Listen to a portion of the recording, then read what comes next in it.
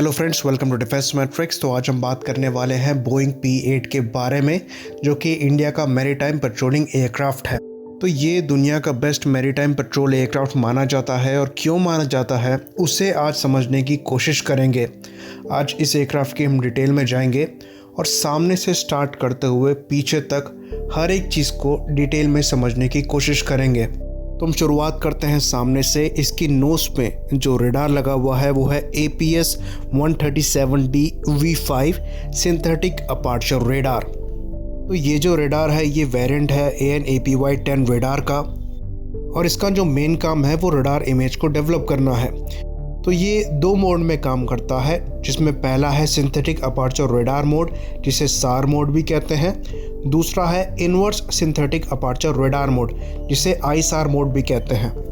तो synthetic aperture radar mode कैसे काम करता है ये हमें पता है कि जो एयरक्राफ्ट होता है वो ट्रैवल करता है, रडार वेव्स को छोड़ता है, रडार वेव सरफेस से टकराकर वापस आती हैं, एयरक्राफ्ट रिसीव करता है और सरफेस की जो इमेज है वो फॉर्म होती है। यहाँ पर जो एयरक्राफ्ट है वो मूव कर रहा होता है। ISAR मोड में क्या होता है कि जो आपकी ट्रैकिंग बॉडी होती है, जिसको ट्रैक किया जा रहा होता है, वो मूवमेंट में होती है, तो उसके मूवमेंट के हिसाब से इमेज फॉर्म होती है। जबकि SAR मोड में जो एयरक्राफ्ट रडार वेव्स को छोड़ रहा है उसके मूवमेंट के हिसाब से इमेज फॉर्म होती है। तो यहाँ पर ISAR मोड में इमेज के थ्रू टारगेट्स को आइडेंटिफाई करना काफ़ी आसान हो जाता है। तो ये एक्स बैंड की फ्रिक्वेंसी में काम करता है और 0.9 मीटर का रिजोल्यूशन देता है। थोड़ा सा यहाँ से अगर पीछे जाएंगे तो आपको दिखेगा AN/ALQ240V1 इलेक्ट्रॉनिक सपोर्ट मेजर।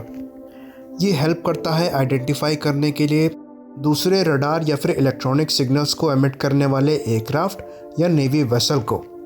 उसके बाद जब वहाँ से आप थोड़ा सा नीचे आएंगे तो आपको मिलेगा ALE-47 काउंटर मेजर डिस्पेंसर्स। यहाँ से आपके चाफ्स और फ्लेयर्स जो हैं वो बाहर निकल कर आते हैं। यहाँ से जब आप नीचे जाएंगे तो आपको एक बॉल जैसा दिखाई देगा, जो कि MX-20 HD electro optical infrared sensor turret है। ये रिट्रैक्टेबल है, यानी कि ज़रूरत पड़ने पर इसे बाहर निकाला जा सकता है, और जब ज़रूरत ना हो तो इसको अंदर किया जा सकता है।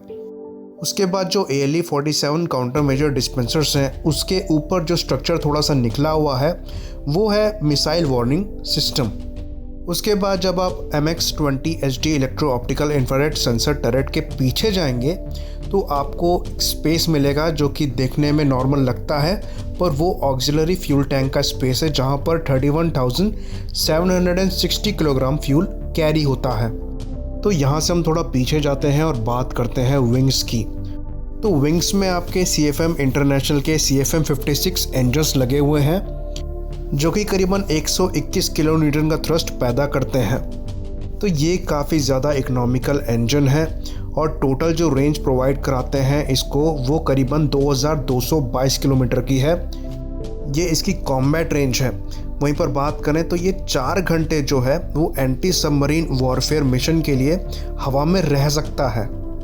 तो इंजन के बाद अगर आप जाएंगे तो आपको दोनों साइड दो हार्ड पॉइंट्स मिलेंगे, जहां पर AGM-84 हार्पून मिसाइल जो है वो कैरी करी जाती है। तो विंग्स पे ये टोटल 4 हार्पून्स को कैरी कर सकता है। तो इन मिसाइल की जो रेंज है वो करीबन 270 किलोमीटर के आसपास की है। तो विंग से थोड़ा सा पीछे जाएंगे तो आपको एक और जगह ALE-47 काउंटर मेजर डिस्पेंसर्स दिख जाएंगे, दोनों साइड पे लगे हुए हैं। तो टोटल 4 आपके ALE-47 काउंटर मेजर डिस्पेंसर्स पूरे एयरक्राफ्ट में लगे हैं। उसके थोड़ा सा पीछे जाएंगे तो आपको वेपन बे मिलेगा, जो कि क्लोज रहता है, पर उसमें वेपन डाले जाते हैं और उसको छोड़ते समय जो वेपन बे डोर है वो खुल जाते हैं, और वहाँ से जो वेपन्स हैं वो रिलीज़ होते हैं। तो यहाँ पर 5 Mark 54 टोरपीडोज कैरी किए जा सकते हैं, या फिर Mark 82 डेप्थ चार्जर्स। ये एंटी सबमरीन वॉरफेयर के लिए है। तो ये जो Mark 54 टोरपीडोज हैं ये स्मॉल टोरपीडोज हैं और 10 किलोमीटर तक की रेंज देते हैं। उसके बाद अगर आप वेपन बे से पीछे जाएंगे तो आपको 2 एक साथ और एक सेपरेट होल मिलेगा, जो कि सोनोबॉय लॉन्चर्स हैं। तो वहाँ से सोनोबॉयज़ को छोड़ा जाता है, जो कि पैराशूट से रिलीज़ होते हैं और पानी के अंदर जाकर सोनार को यूज़ करके सबमरीन्स को ढूंढना चालू करते हैं। तो सोनोबॉयज़ के साइड में 2 बड़े बड़े कमांड डेटा लिंक के एंटीनास लगे हुए हैं। बाकी एक चीज़ जो रह गई थी वो ये थी कि जो टायर्स दोनों लगे हुए हैं इस एयरक्राफ्ट के, उनके बीच में एक सेंसर बड़ा सा निकला हुआ है जो कि इलेक्ट्रॉनिक सपोर्ट मेजर को स्कैन करता है, साथ ही साथ onboard inert gas generator system की तरह काम करता है। तो यहाँ पर इनर्ट गैस जनरेटर की ज़रूरत इसलिए पड़ती है क्योंकि यहाँ पर काफ़ी हाई एक्सप्लोजिव कैरी किए जा रहे हैं, तो यहाँ पर आग लगने का खतरा हो सकता है, इसलिए इनर्ट गैस की ज़रूरत पड़ती है। तो यहाँ से आप पीछे की तरफ जाएंगे और बात करेंगे टेल सेक्शन की। तो टेल सेक्शन में नीचे की तरफ AN/AAQ-24 directional infrared counter measure system लगे हुए हैं। ये एक्टिव काउंटर मेजर सिस्टम होते हैं और ये IR सिग्नल्स को बीम के फॉर्म में प्रोजेक्ट करके कंफ्यूज करते हैं इनकमिंग इंफ्रारेड गाइडेड मिसाइल्स को। उसके बाद इस सेंसर के ऊपर एक मैड प्रोब लगा हुआ है। तो मैड का मतलब है मैग्नेटिक एनोमली डिटेक्टर। तो ये क्या करता है कि अर्थ की अगर मैग्नेटिक फील्ड के साथ थोड़ी छेड़खानी होती है, यानी कि अगर कोई सबमरीन है पानी के अंदर, तो वो अफेक्ट करेगी अर्थ की मैग्नेटिक फील्ड को, तो उसमें जो चेंजेस हैं उसको सेंस करता है। उसके बाद अगर आप टेल के ऊपर चले जाएंगे तो एक इनमार्सैट का एंटीना लगा हुआ है जो कि सैटेलाइट कम्युनिकेशन करने में हेल्प करता है। तो ये है आपका पूरा बोइंग P-8।